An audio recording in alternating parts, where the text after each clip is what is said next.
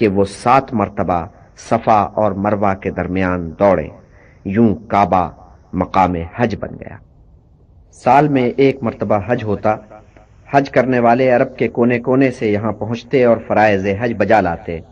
اسماعیل کی اولاد اب مکہ تک محدود نہیں تھی، وہ اتنی پھلی پھولی کہ یہ وادی اس کے لیے چھوٹی پڑ گئی۔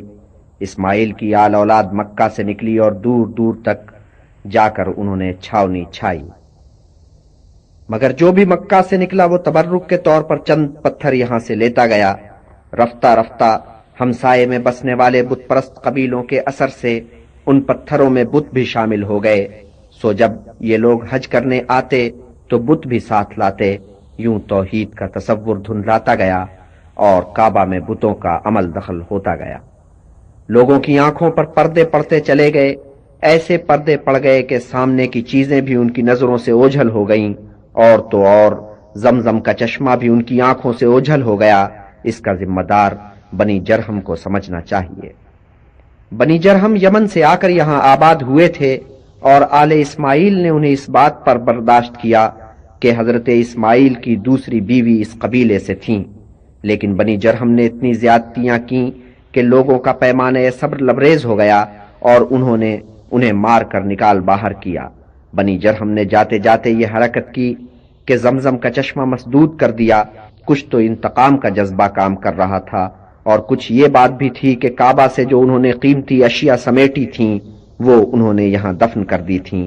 انہیں امید تھی کہ وہ ایک دن یہاں واپس آئیں گے اور زمزم اور اس کے خزانے کو استعمال میں لائیں گے۔ بنو جرہم کی جگہ بنی خزاع نے سنبھالی۔ اب اس قبیلے نے مکہ کی قیادت سنبھالی۔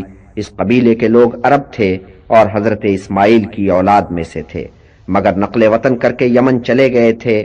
وہاں سے وہ واپس آئے اور بنی جرہم کو پسپا کر کر مکہ پر چھا گئے، مگر بنی خزاع بھی غافل لوگ ثابت ہوئے۔ انہوں نے زمزم کا سراغ لگانے کی کوشش نہ کی۔ جو دوسرے چشمے یہاں نکل آئے تھے اور جو کنویں کھودے گئے تھے انہیں اس قبیلے نے کافی سمجھا، اور چشمے کو نعمت خداوندی کا جو مقام رکھتا تھا اسے انہوں نے فراموش کر دیا۔ اس قبیلے نے ایک جرم اور کیا۔ ان کا ایک سردار شام کے سفر پر گیا تو وہاں سے تحفے کے طور پر ایک بت لے کر آیا جس کا نام حبل تھا۔